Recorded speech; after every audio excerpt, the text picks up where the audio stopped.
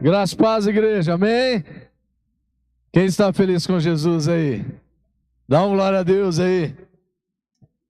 Amém. Que bom, queridos, que você está aqui. Que bom que Deus preparou algo especial para nós nessa noite. Você crê nisso? Amém. Você crê que Deus trouxe você aqui hoje porque Ele quer falar com você? Você crê nisso? Amém. Glória a Deus. Sejam bem-vindos aqueles que nos visitam. É muito bom ter vocês aqui nessa família chamada Caminho Vivo. E eu creio, querido, de verdade, do fundo do meu coração, que Deus preparou algo muito especial para nós.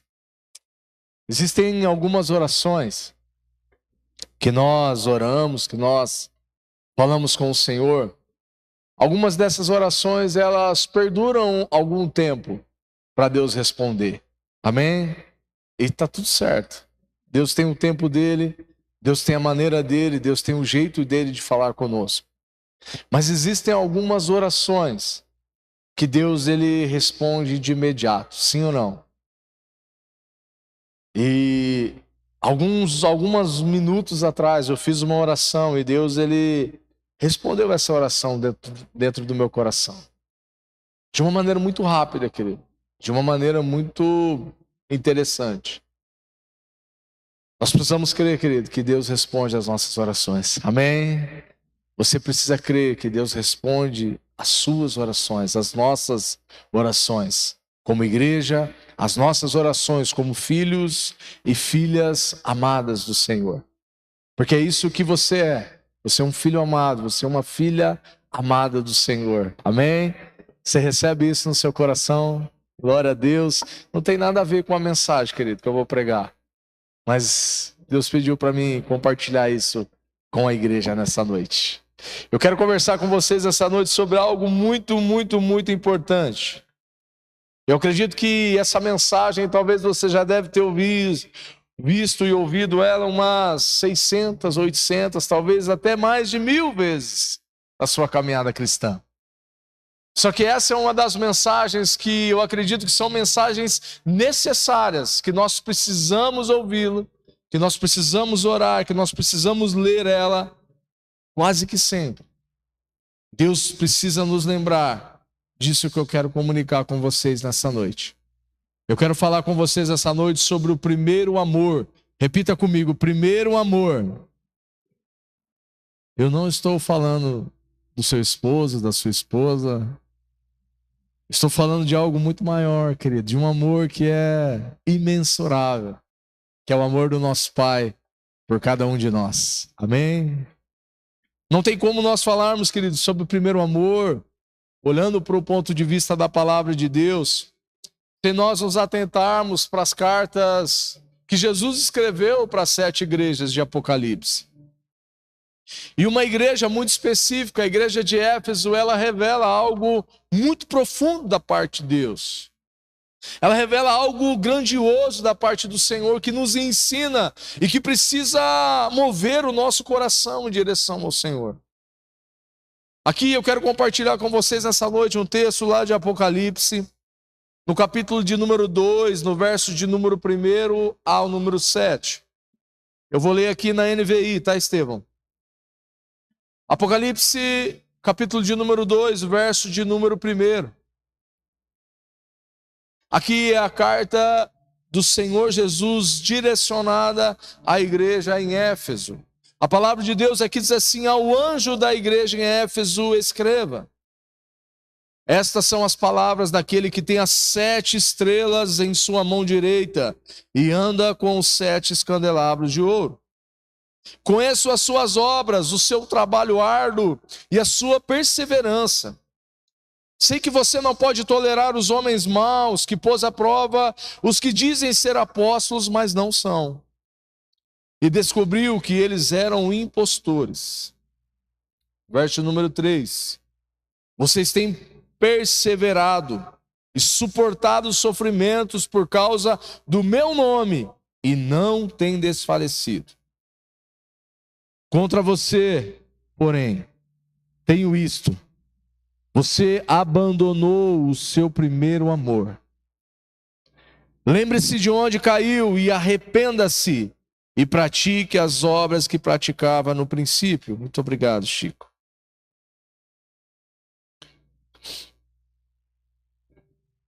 Se você não se arrepender, virei a você e tirarei o seu candelabro do lugar dele.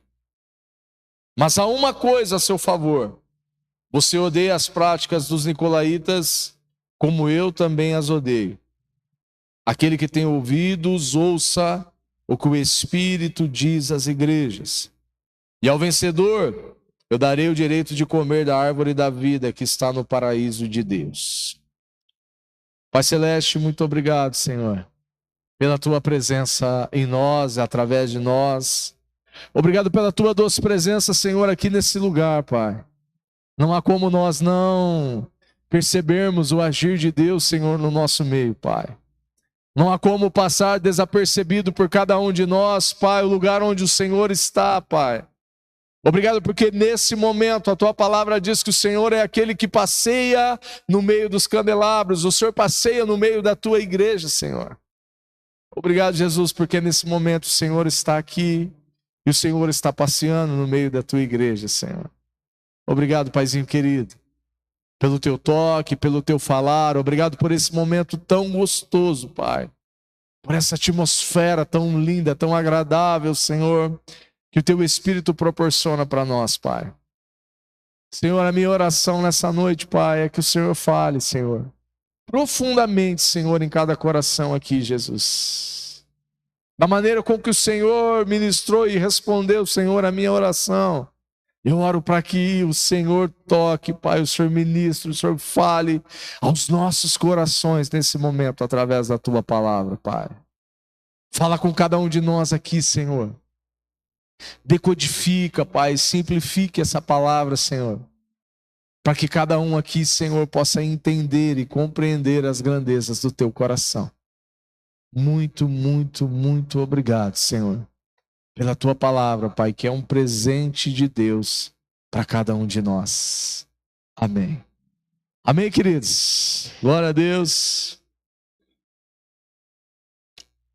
Quando nós falamos sobre a carta às igrejas, e especificamente a carta de Jesus à igreja de Éfeso, nós precisamos entender o contexto em que essa cidade ela vivia. Éfeso era uma potência, querido, naquele tempo. Era uma potência mundial, era uma potência naquela região. Éfeso era uma grande cidade naquele tempo, de aproximadamente 250 a 300 mil pessoas. No tempo em que as cidades não eram tão grandes, Éfeso era uma potência, era uma capital. Éfeso era uma cidade muito conhecida por uma arquitetura bonita, por uma arquitetura moderna daquela região.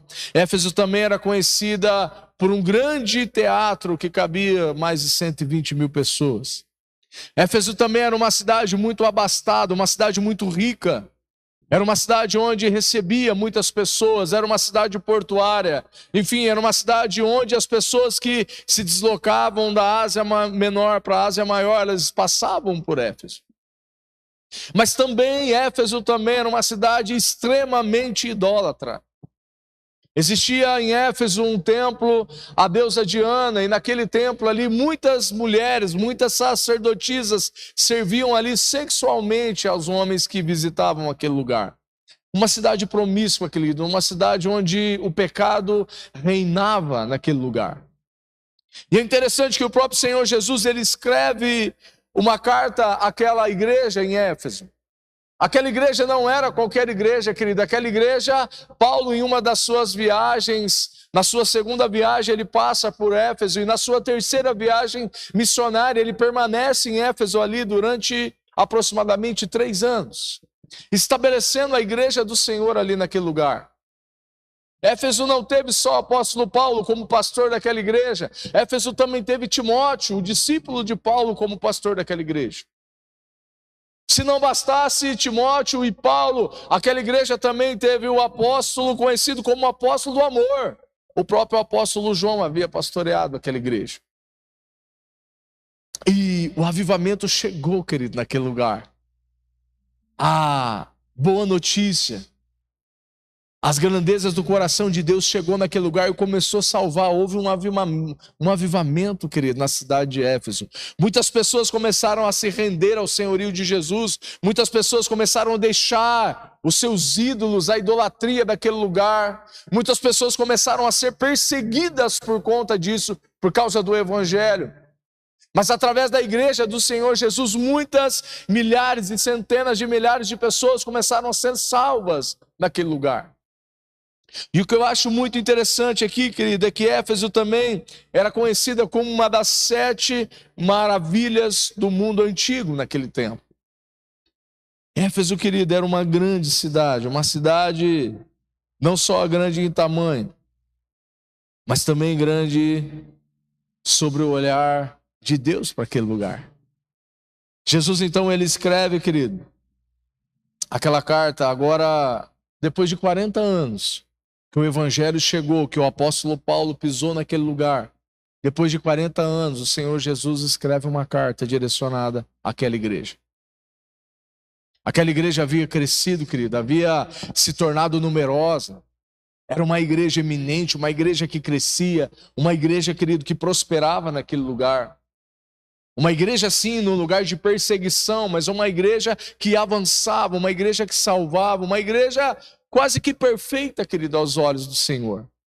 E é interessante que essa carta de Éfeso aqui, Jesus ele faz elogios importantes à igreja, à cidade de Éfeso.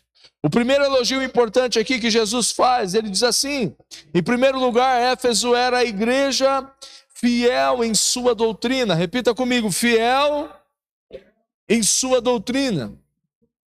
Mesmo que aquele povo, querido, aquela igreja, uma igreja cercada de perseguições, uma igreja atacada por heresias, por falsos profetas, por falsos apóstolos, aquele povo permanecia fiel à sã doutrina do Senhor. Hoje nós não conhecemos, nós não sabemos o que é viver, querido, num tempo de perseguição. Aqui no Brasil, querido, nós vivemos um evangelho muito gostoso, muito agradável. Aqui na cidade de Paranavaí, aqui na Caminho Vivo, nós vivemos esse evangelho. Mas em muitos lugares do mundo hoje, querido, o evangelho não é tão simples e tão gostoso e tão agradável quanto nós vivemos nos dias de hoje. Quando se fala sobre perseguição hoje, para nós é algo muito, muito, muito distante de nós. Naquele tempo, não.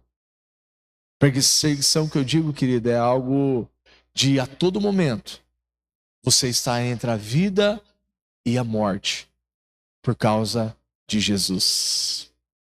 Por causa da fé que você professa. Hoje nós temos o livre acesso.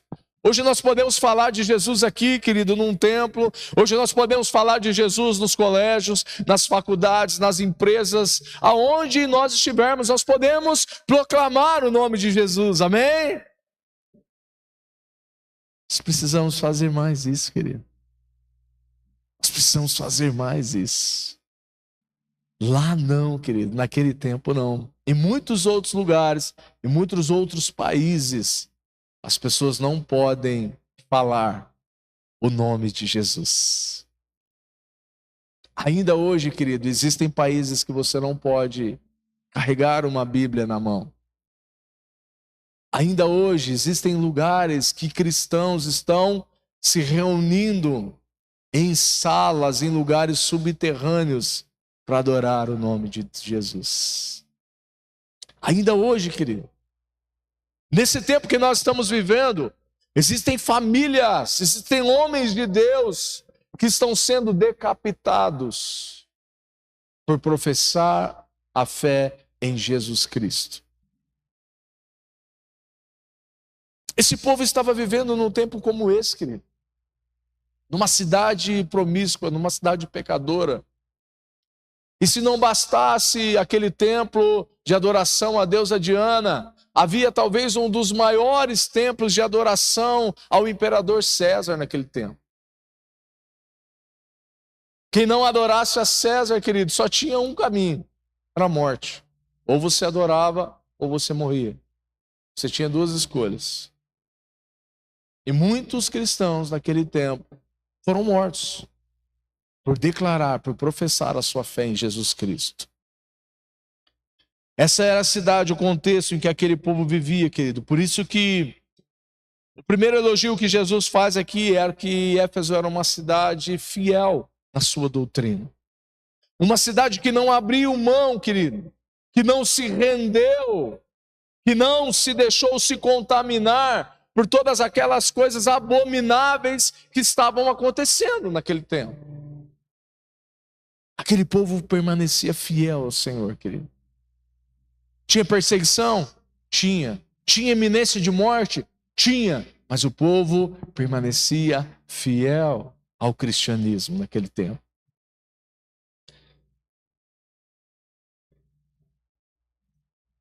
O povo também, querido, permanecia fiel na palavra contra todas as novidades, querido, que surgiam naquele tempo.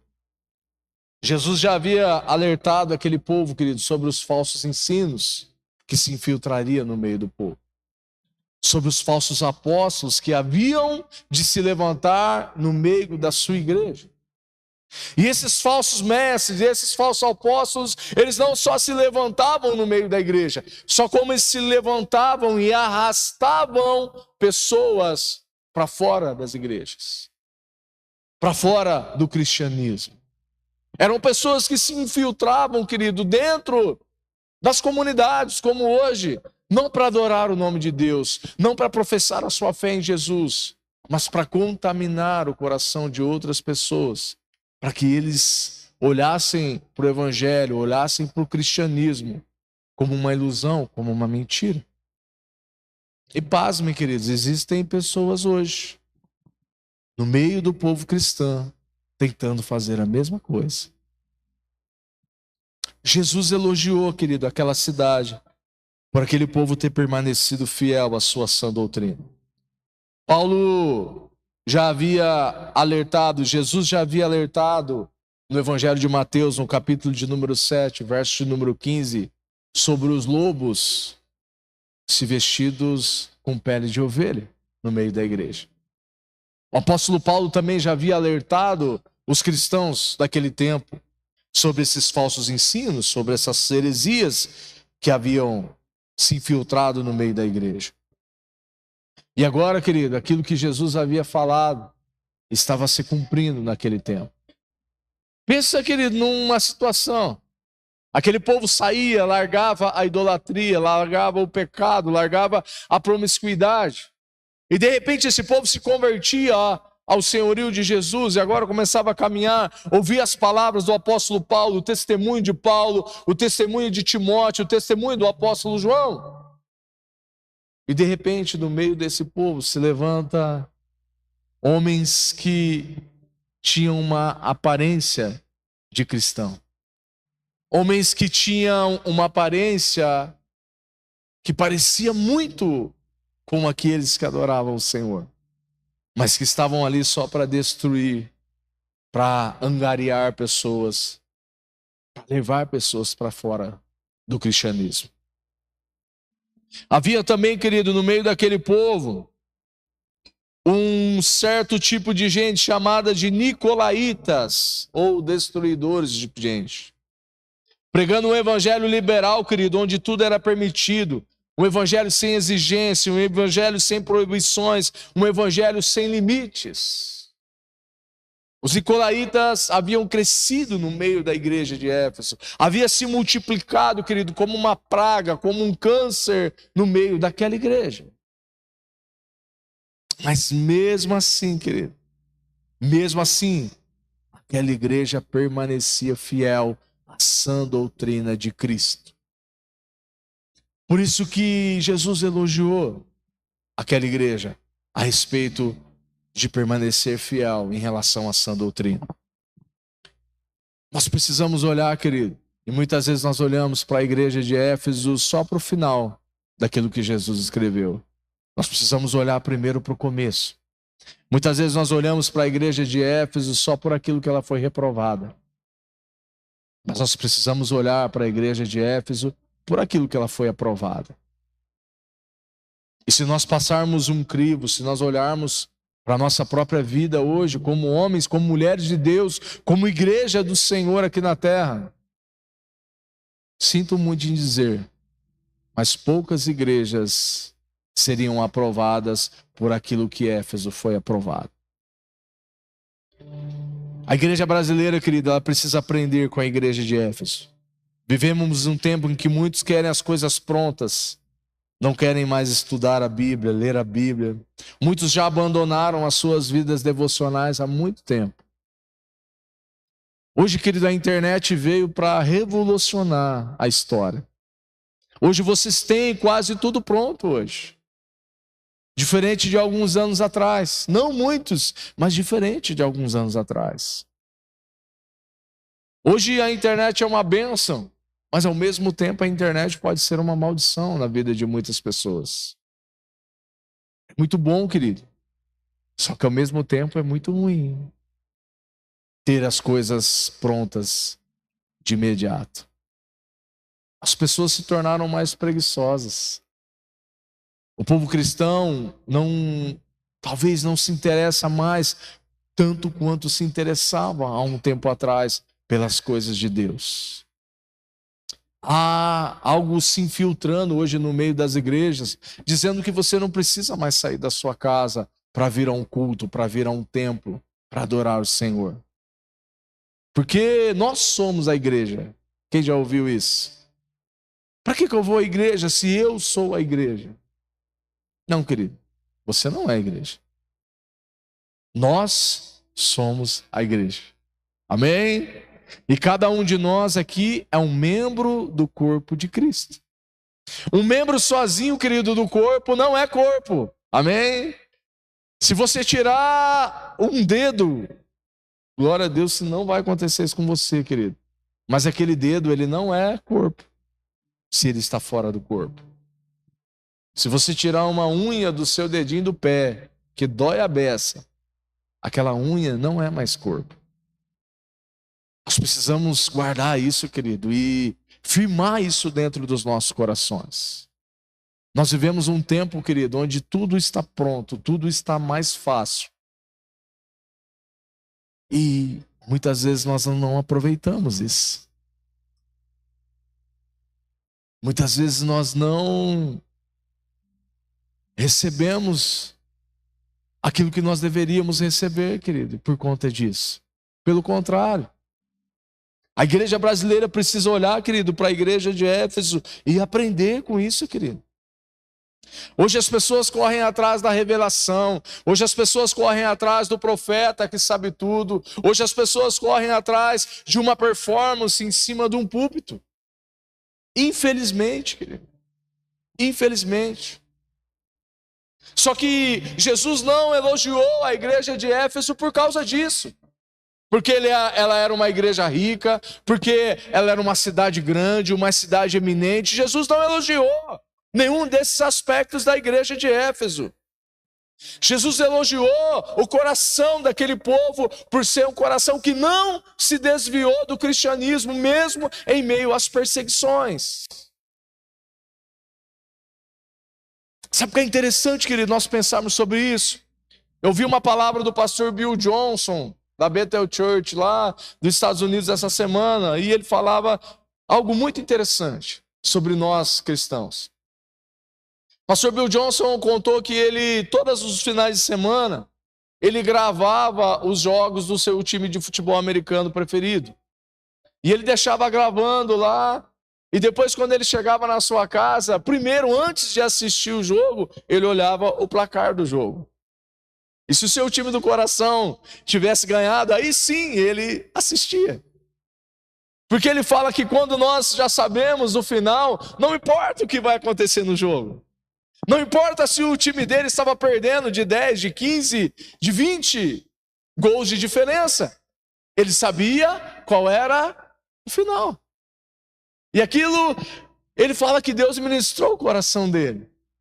Que nós já sabemos qual é o final, sim ou não? Sim ou não? Nós já sabemos, querido, qual que é o final de uma vida com Cristo.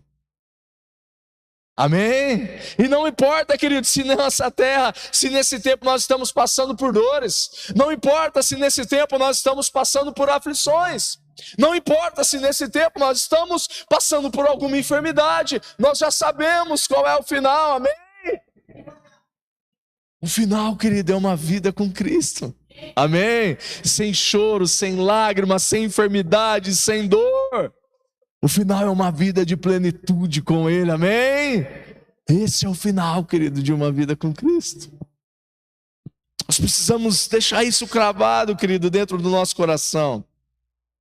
Muitas pessoas hoje, querido, querem um evangelho sem cruz, ou querem uma coroa sem a cruz. A vida de Jesus nos mostrou: não existe coroa, querido, sem antes passar pela cruz. Jesus primeiro teve que passar pela dor, querido. E a palavra de Deus diz que o Senhor Jesus, Ele aprendeu por aquilo que Ele padeceu. Ele aprendeu por aquilo que Ele sofreu. E não existiu uma coroa sem antes Ele ser pregado naquela cruz pelos nossos pecados. E hoje, muitas vezes, quando nós olhamos para um tipo de evangelho estranho que às vezes é pregado, querido, se prega-se uma coroa, uma vitória e bênção sem antes passar pela cruz. Esse não é o verdadeiro evangelho, querido. Esse não é o evangelho de Jesus Cristo. Amém? Esse não é o evangelho que a palavra de Deus nos ensina. Aquela igreja, querido, ela tinha isso cravado dentro do seu coração. Pessoas que estão atrás só dos milagres, querido, e não atrás do Deus dos milagres. Quantas pessoas, queridos, que não são curadas nesse tempo. E muitas dessas pessoas, querido, elas são curadas e elas nunca mais se importam, nunca mais elas buscam, nunca mais elas leem a palavra, nunca mais elas vão a uma igreja.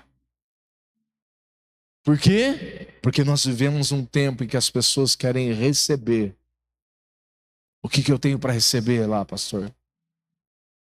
Qual é a minha necessidade?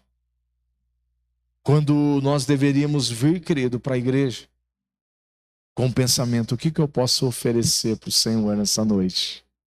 Qual é o louvor que eu vou oferecer para o meu Deus, para o meu Salvador nessa noite? Isso precisa ser, querido, a nossa motivação diária de servir a Deus, não por aquilo que Ele pode oferecer para nós. Pastor, mas você está pregando um evangelho de miséria, de tristeza? Claro que não, querido. Jesus falou que no mundo nós teríamos aflições, mas para nós termos bom ânimo, porque Ele venceu, amém? E assim como Ele venceu, nós já vencemos, aleluia! Nós já vencemos, querido, em Cristo Jesus. Hoje, quando Deus, Pai, olha para mim e para você, Ele não olha mais o Fábio de há 10, 15, 20 anos atrás. Ele olha o Fábio pela ótica de Jesus.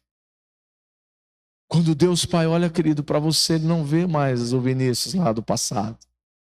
Ele vê o Vinícius agora com a ótica de Jesus. Ele nos vê, querido, como Jesus nos vê. Amém? Ele nos vê como Jesus é. E aquela igreja, querido, sabia muito bem disso. A segunda coisa que Jesus elogiou naquela igreja, querido, a igreja de Éfeso era uma igreja que se envolvia com a obra de Deus. Diga comigo, se envolvia com a obra de Deus. Não era só na teoria, querido, era na prática. Pensa numa igreja que trabalhava, querido. Pensa numa igreja que trabalhou, que conquistou. Pensa numa igreja que arregaçou as mangas e verdadeiramente fez a obra de Deus. Era a igreja de Éfeso, querido. Não era algo somente na teoria, muito bonito. Era algo prático no dia a dia. Era algo prático para todos aqueles que professavam a fé. Eles literalmente, querido, trabalharam duro, querido. Os crentes eram engajados, não eram meramente espectadores. A congregação se envolvia de verdade, arregaçava as mangas e trabalhava de verdade, querido. Éfeso era uma igreja viva, querido, e não vivia para si mesmo. Através dela, querido, dessa igreja, o evangelho se espalhou por toda a Ásia Menor. Muitas outras cidades foram salvas. Milhares de pessoas foram salvas pelo trabalho duro e árduo que os crentes de Éfeso fizeram.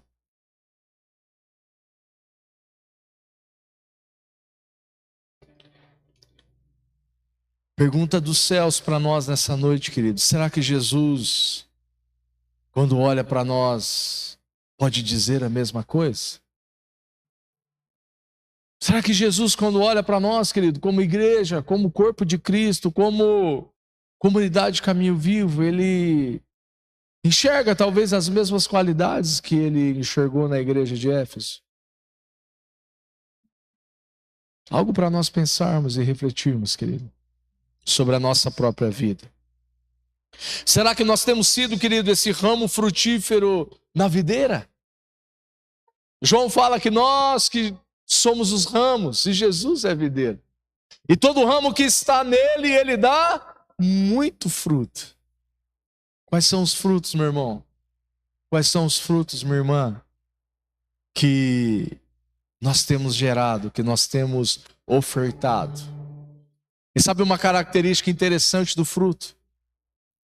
O fruto nunca é para si mesmo. Uma árvore nunca se alimenta do seu próprio fruto. Uma árvore passa por um processo, e muitas vezes por um longo processo. Desde quando a semente cai na terra, até ela se tornar uma grande árvore, uma árvore frutífera. Ela passa por um longo processo. Mas a árvore, ela não se alimenta do seu próprio fruto. Tudo aquilo que Deus tem feito, querido, na sua vida, não diz respeito somente a você. Amém? Tudo aquilo que Deus tem feito nas nossas vidas, não diz respeito a nós. Diz respeito à diferença que nós vamos fazer na vida de outras pessoas. Posso ouvir um amém? Glória a Deus. Não diz respeito a nós, querido. Diz respeito àqueles que estão ao nosso redor. Diz respeito àqueles que Jesus quer salvar e que muitas vezes está ao nosso lado, dia após dia. E muitas vezes nós não percebemos. Você tem sido um membro ativo, querido, dinâmico no corpo de Cristo? São perguntas que nós precisamos nos fazer, meu irmão.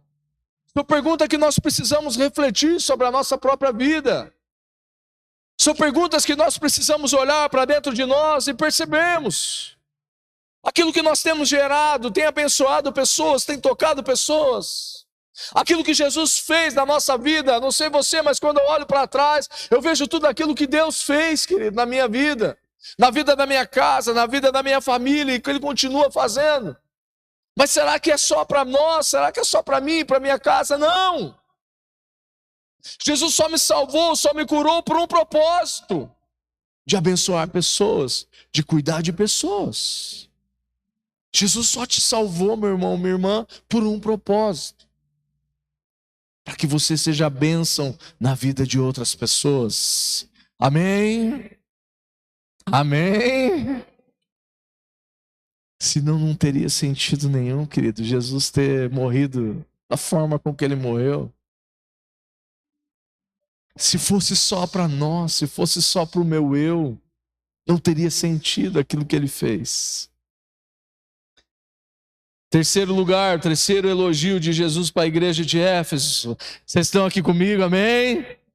Glória a Deus. A igreja de Éfeso era perseverante nas tribulações. Diga comigo, perseverantes nas tribulações.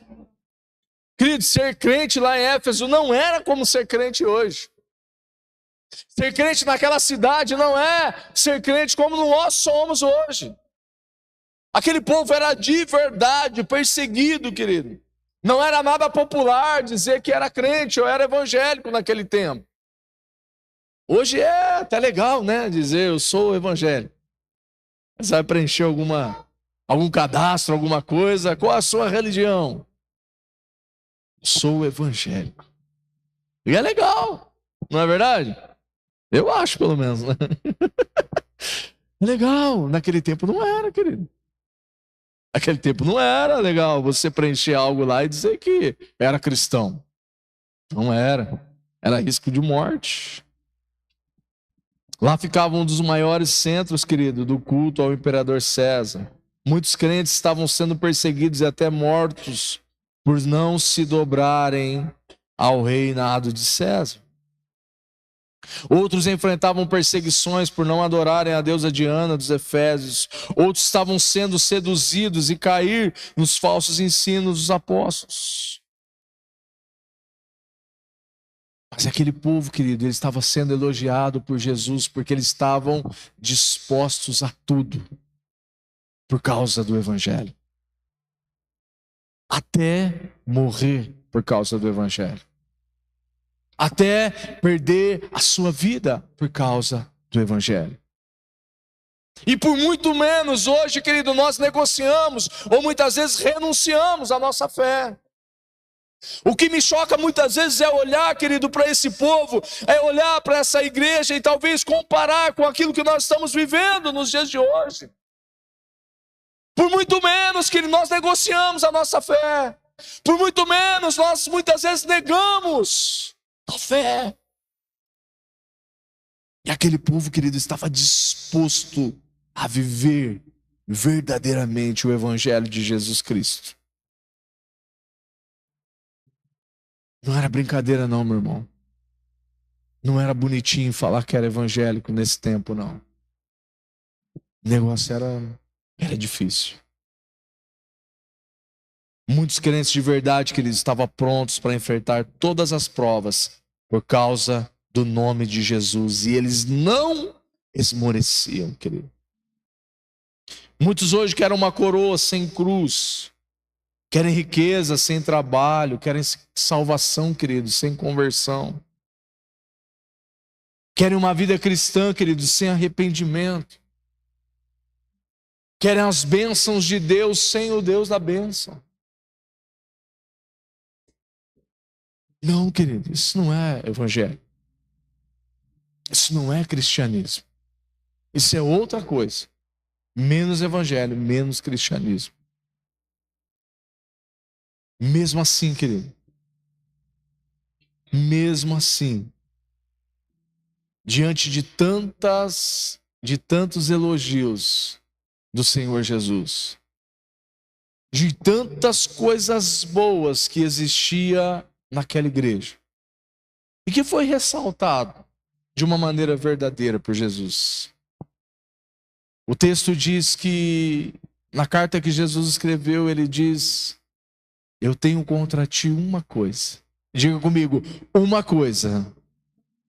Uma coisa. E essa uma coisa, querido, anulava todas as outras coisas. Sabe aquela questão da prova? Que vale quase o valor da prova inteira? Sabe quando tem um monte de questão e tem uma questão lá que vale quase o valor da prova toda? Você pode acertar 90% da prova, mas você não vai tirar 9%. Porque aquela questão é a que tem o peso maior.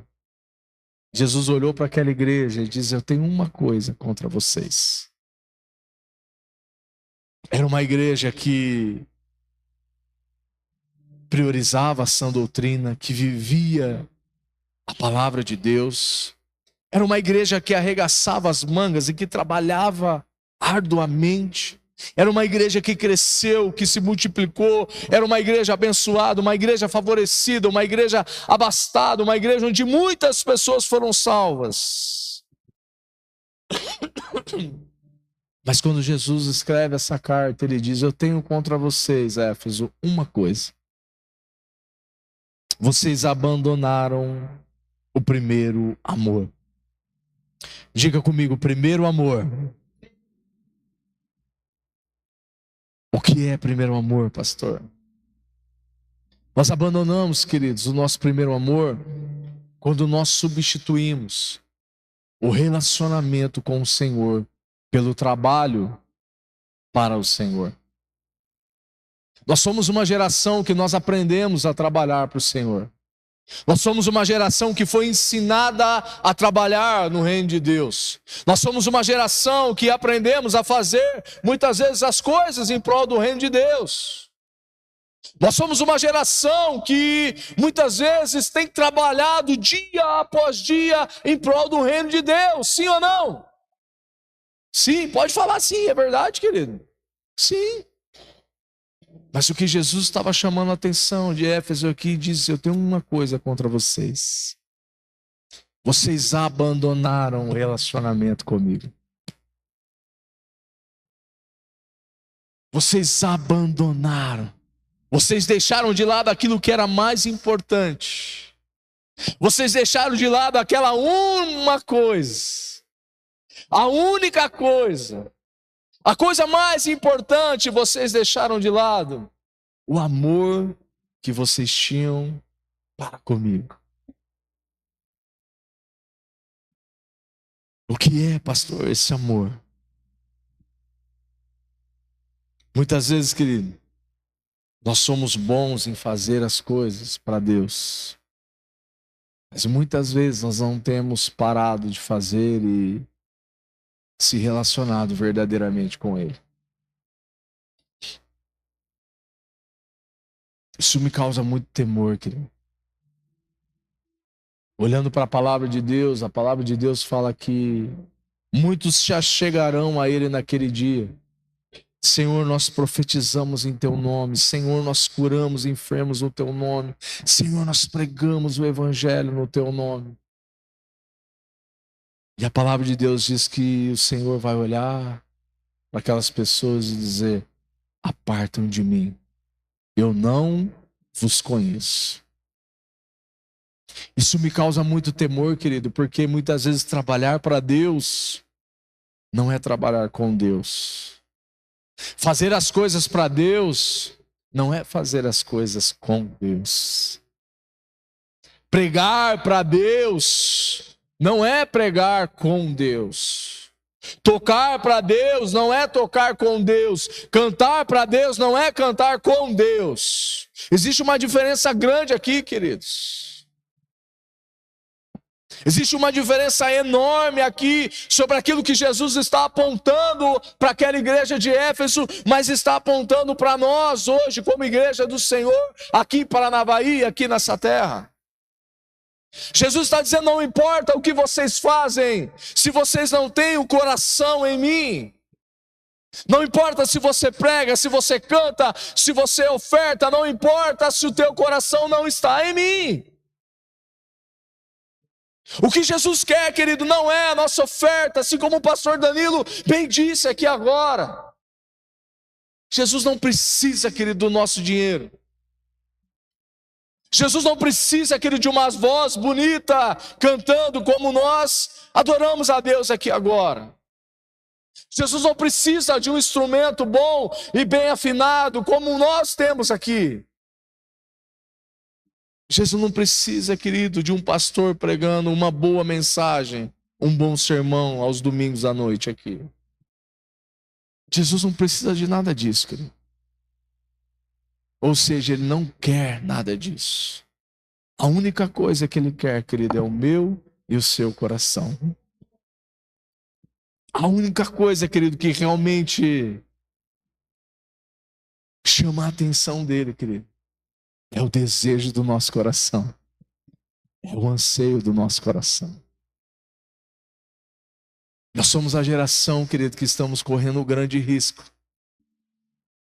de trabalhar, de fazer, de se esforçar, de gastar tempo, de suar e de chegar naquele grande dia, Ele olhar e dizer: eu não vos conheço.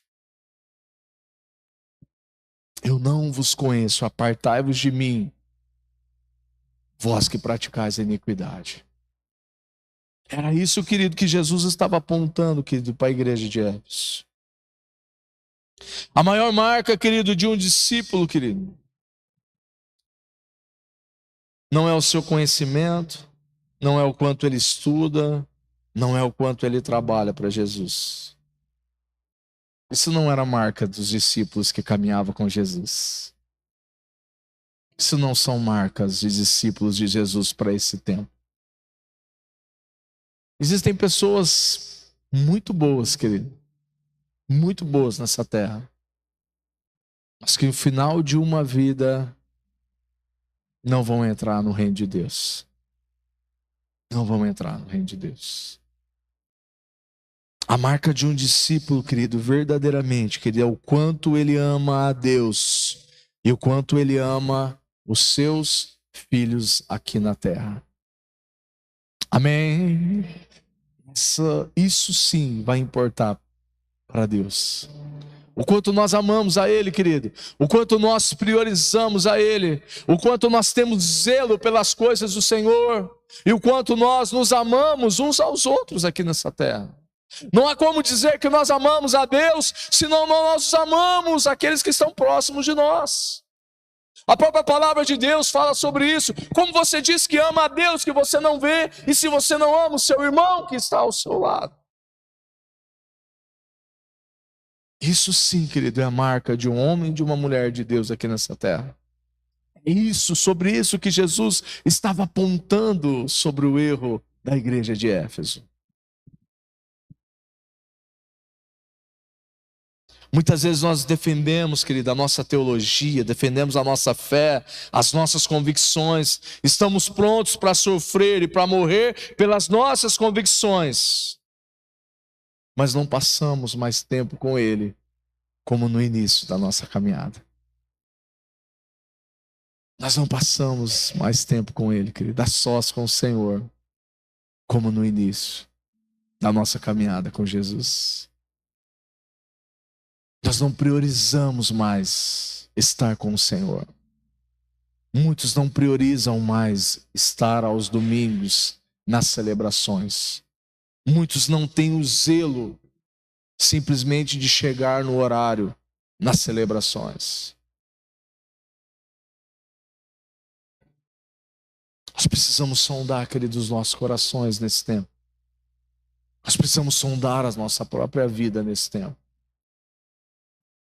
Muitos se tornaram expert, querido, em analisar os outros, em olhar para a vida dos outros, em apontar os erros dos outros, em querer tirar o cisco do olho dos outros. Quando nós deveríamos olhar para a nossa própria vida, querido. Quando nós deveríamos olhar para os nossos próprios erros. Antes de apontar o dedo para um irmão, antes de fazer algum comentário maldoso sobre a vida de um irmão. É sobre isso que Jesus estava falando, querido, com Éfeso. É sobre isso que Jesus estava falando conosco. Falamos que Ele é amável, mas nós não temos mais prazer em falar com Ele em oração. Glória a Deus, querido. Das terças-feiras aqui nós temos sempre um grupo de 15, de 20, de 30 pessoas. Mas esse é um reflexo. Sabia? É um reflexo de nem todos priorizam a oração. Porque se todos nós, se isso fosse prioridade para nós, querido, nós estaríamos aqui às terças-feiras. Se é um culto de oração. Se isso fosse realmente importante para nós, nós priorizaríamos. E pasmem, há igrejas que não têm mais culto de oração porque os irmãos não vão. Ou há igrejas com 500, 600, 700, 800, 1000 pessoas e no dia da oração tem 5, tem 10 pessoas. Pessoas perderam, querido, o zelo, a vontade, o amor de estar com o Senhor. Nós precisamos sondar, querido, a nossa própria vida nesse tempo.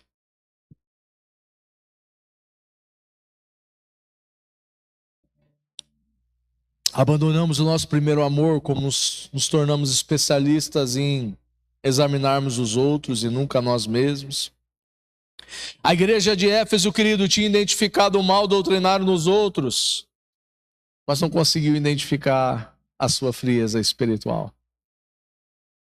Conseguiu saber quem eram os falsos profetas, os falsos mestres, que estavam infiltrados no meio da igreja, mas não perceberam seus corações se esfriando ao longo do tempo. tinha identificado as heresias dos outros, mas não há falta de amor em si mesmo. Só tem um jeito, querido. Só tem um jeito que Jesus ele escreve nessa carta à igreja de Éfeso. Só tem um jeito de reparar isso, querido. Só existe uma forma. Uma forma. Repita comigo: arrependimento. Jesus disse: arrepende-te e volte à prática das primeiras obras, senão eu removerei o teu candeeiro, o teu candelabro ou a sua luz. O candeeiro, o candelabro aqui fala de um instrumento que serve para iluminar um templo, uma sala. A igreja, querido, aqui na terra, ela não tem luz própria. Você sabia disso? A igreja não tem luz própria. Pastores, líderes, seja quem for, não tem luz própria. A luz que reflete na igreja do Senhor é a luz do próprio Senhor Jesus. Amém? A luz que reflete nas nossas vidas não é nossa. A luz que reflete nas nossas vidas vem dele e vem de um relacionamento com ele dia após dia. Amém? Nós não temos luz própria, meu irmão. Aquilo que você faz bem não é mérito seu. Aquilo que você desenvolve bem não é só mérito seu. É o Senhor Jesus quem colocou em cada um de nós os dons, os talentos, as aptidões. É Ele, querido, a luz dele é que brilha em nós e através de nós. Amém? É a luz dele, meu irmão, que ilumina a nossa vida. É a luz dele que ilumina o nosso caminho. É a luz dele que vai à frente de nós quando nós não conseguimos caminhar. É a luz de Jesus, querido, que ilumina a igreja do Senhor aqui nessa terra. Amém? É a luz dele, querido, que faz a diferença nas nossas vidas. É a luz de Jesus, meu irmão.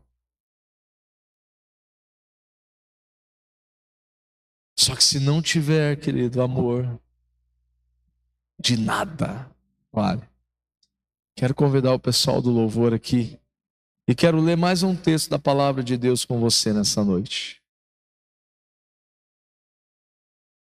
Jesus escreveu à igreja de Éfeso, elogiou as suas características, elogiou aquilo que eles estavam fazendo de bem. Mas uma coisa, querido, ele disse para ela: apenas uma coisa eu tenho contra ti. Vocês deixaram o primeiro amor. Vocês abandonaram o primeiro amor. Olha o que Paulo, querido, escreve aqui na primeira carta de Paulo, no capítulo de número 13 e verso de número 1. Eu já estou chegando ao final, querido, dessa mensagem. Primeira carta de Paulo, capítulo de número 13, verso de número 1, diz assim: ainda que eu fale as línguas dos homens e dos anjos, se não tiver amor, serei como o sino que ressoa, ou como o prato que retine. Ainda que eu tenha o dom de profecia e saiba todos os mistérios e todo conhecimento, e tenha a fé capaz de mover montanhas, se não tiver amor, nada serei. Ainda que eu dê aos pobres tudo que eu possuo, entregue o meu corpo para ser queimado, se não tiver amor, nada disso valerá. Nós podemos fazer o que for, querida, aqui nessa terra. Nós podemos ser as melhores pessoas, os melhores profissionais, os melhores amigos, os melhores pais, as melhores mães aqui nessa terra. Se não tiver amor, não vale de nada, querido. Nós podemos construir, querido, o maior império aqui nessa terra. Você pode ser talvez o maior e melhor empresário aqui de Paranavaí. Se não tiver amor, querido, só tem um caminho, que a palavra de Deus fala.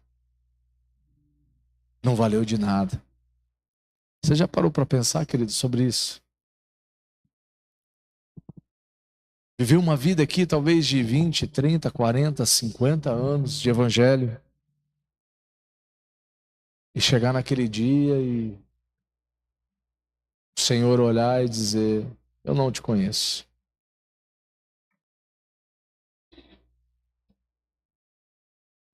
Nós precisamos fazer valer a pena, querida, a nossa vida aqui. Amém? Nós precisamos fazer valer a pena a nossa vida com Jesus. E só tem uma forma, querido. Ele nos deixou a fórmula mágica. Amém? É o amor. Não, mas eu falo a verdade mesmo, pastor. Quando eu falo a verdade, tá bom, querido. Você pode falar a verdade, mas se você não falar a verdade em amor, não valeu de nada. Não, mas eu tô certo, porque é assim, isso, é aquilo. Tá bom, você pode estar certo, querido. Mas se não tiver amor, não valeu de nada. Da mesma forma que Jesus, ele olhou, querido, para aquela igreja, ele olha para mim e para você nessa noite.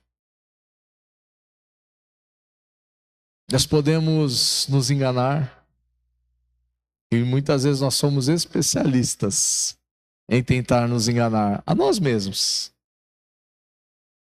Tem muita gente que é especialista em enganar os outros, querido, nesse tempo. Você pode se colocar em pé? Tem muita gente que é especialista, querido, em enganar os outros nesse tempo. Há um ditado que diz que o mundo é dos espertos, não é verdade? Mas o reino de Deus, não. O reino de Deus é dos fiéis. Nós podemos enganar a nós mesmos, nós podemos tentar enganar uns aos outros, nos sabotar outras pessoas. Mas tem alguém, querido, alguém que nos conhece. Tem alguém que te conhece.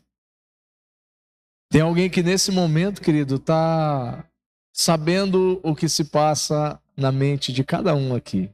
Eu não sei, querido. E nem quero saber. Mas tem alguém que sabe o que cada um de nós agora nesse momento está pensando. Aquele que te criou, querido. Aquele que te formou. Aquele que te viu sem antes você ter nascido. Ele está aqui agora. Amém? Ele olha, querido,